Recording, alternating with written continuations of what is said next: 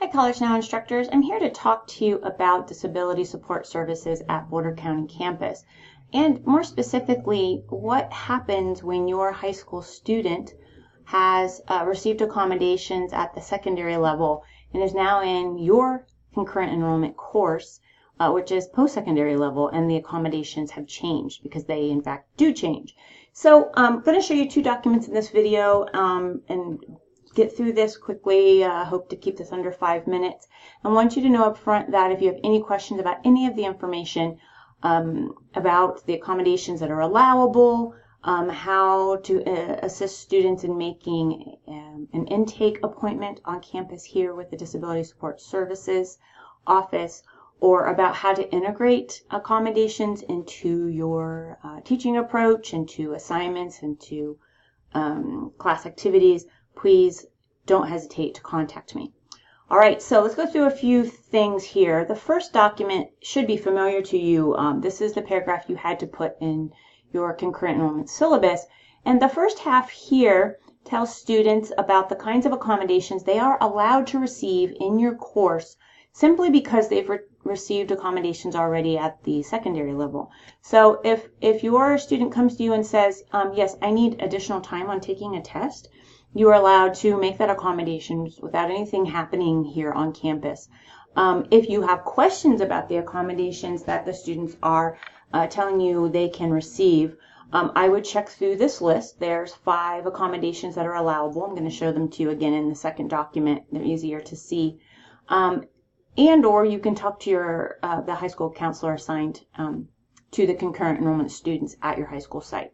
The second half of this paragraph is information about how to contact Peggy Copeland, the coordinator of the Disability Support Services office at Boulder County campus.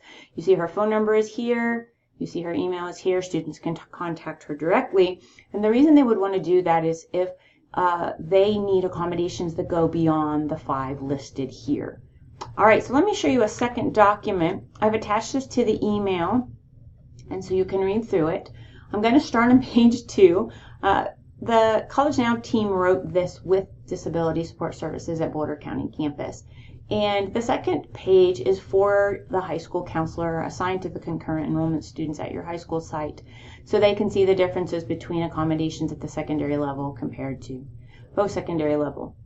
The first page might be more interesting to you in terms of these bullet points.